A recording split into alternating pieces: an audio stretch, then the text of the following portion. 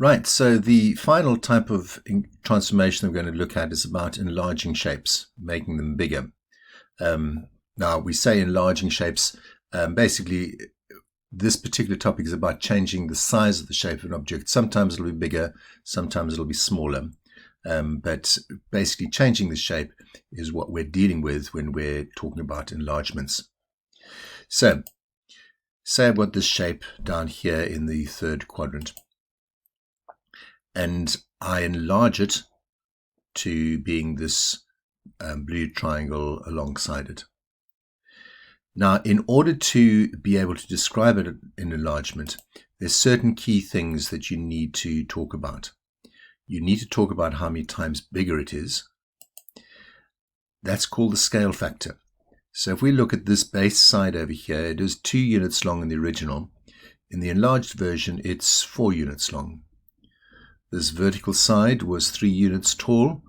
In this one, it is 1, 2, 3, 4, 5, 6 units tall. So hopefully you can see that the length of the sides of the triangle have both doubled. So in other words, we'll say there's an enlargement of scale factor 2, or the scale factor for enlargement is 2. We also need to figure out where was this thing enlarged from. And in order to find the center of enlargement, we tend to draw lines through corresponding points. And they should, provided that the object's been drawn properly, they should all converge on a single point, and that will then tell you where your center of enlargement is. In this case, it's at -7, -5. So let's look a little bit more at this notion of scale factor. So here I've got my original shape, and here I've got my enlarged shape. If you want to find the scale factor, you need to look at corresponding sides and see what's happened to them. So here I have the vertical side, and that is 4 units long. Here that vertical side is 1, 2, 3, 4, 5, 6, 7, 8. 8 times. It's 8 blocks long. The original was 4 blocks long. So the ratio here of 4 to 8 would be the same as 1 to 2. Let's see if this matches on the other side. This side over here is 4 units long. So is this side double that? 1, 2, 3, 4, 5, 6, 7, 8. Yeah, it is. This little top horizontal side over here was 2 units long. In the enlarged version, it's now 4 units long. So I think we can quite safely say that the scale factor for enlargement is 2. What we do need to be aware of, though, we might talk about the scale factor of enlargement being 2. If we think about the area of this shape, I've increased the horizontal dimension and I've increased the vertical dimension. So that's got 2 times bigger. This has got 2 times bigger.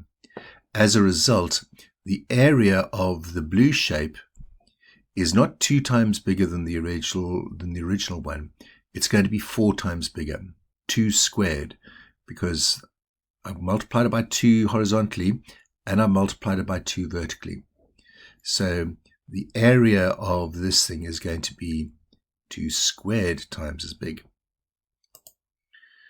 Right, let's look at the scale factor of enlargement in these situations here. Pick any arbitrary side. I'll pick one A to B. So if I take this horizontal side, vertical side over here, it's 2 blocks high. In B, it is 4 blocks. The base is 2 blocks long in the original. In the enlarged, it's 4. So I'm pretty confident that the scale factor of enlargement is going to be 2. If I'm looking at A to C, well, my base was 2 in the original. In C, it's 1, 2, 3, 4, 5, 6. So it would look like it's 3 times as big as the original. Take a look at the vertical, 2 high. We've got 1, 2, 3, 4, 5, 6 high. So yeah, I reckon this thing is going to have a scale factor of 3. Now, what about going from B to A? This is different from going from A to B. From A to B, it's got bigger. From going from B to A, it's reduced in size.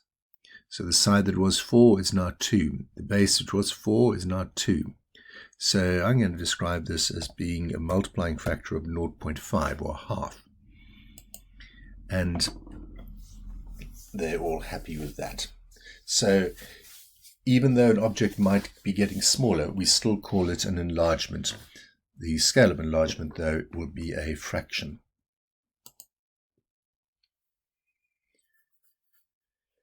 Now, without a grid, it's sometimes useful to use projection lines. The projection lines are simply lines that are drawn from the center of enlargement through corresponding points.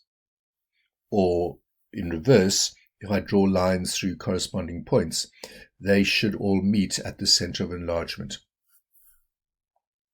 Now this little applet over here shows us the effect of altering the scale factor and also altering the center of enlargement. So if I go and increase my scale factor, so to a scale factor of 2, we're saying that the sides of the enlarged shape should be double the sides of the original shape. And if I look at this original shape here, it's about 1.4 centimeters long.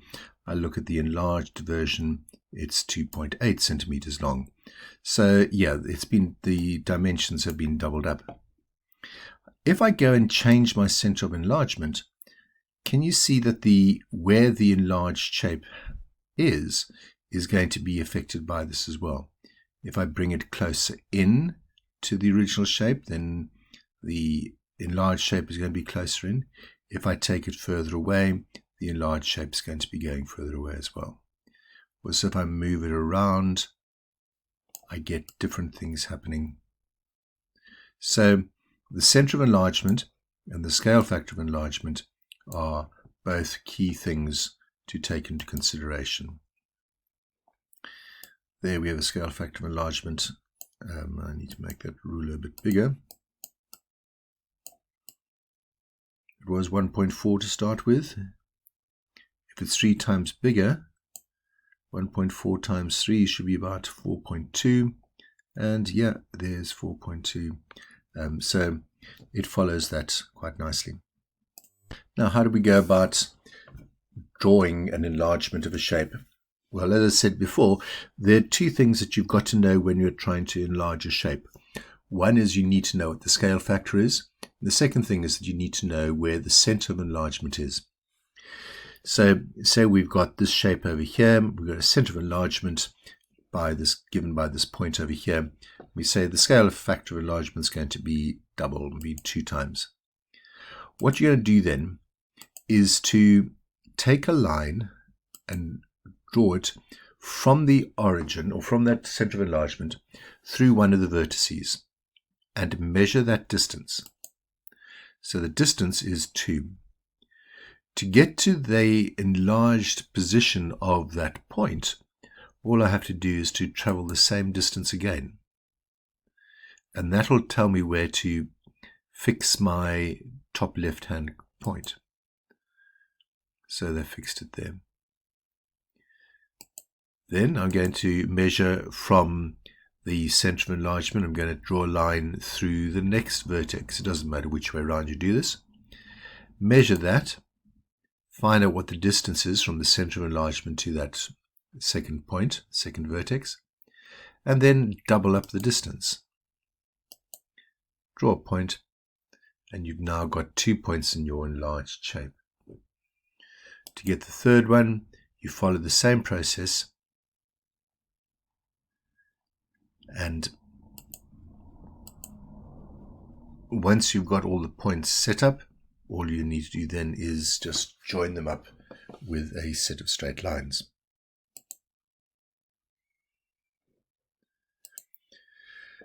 Sometimes the center of enlargement might be inside the shape. That's not a problem. All you have to do is just to extend your lines out from that inside of the shape. So now I've got my center of enlargement here in the middle of the shape. I draw a line through the vertex at the top right hand side over here and measure that distance. Once I've measured that distance, then I'm using a scale factor 3 here, so I then measure a distance of 3 times 1.7, which gives me 5.1, and that will indicate where that corresponding point should be. I do that for all the other points, and once I've got all 3 points, or however many points you need to get, all you have to do then is just to join those points up.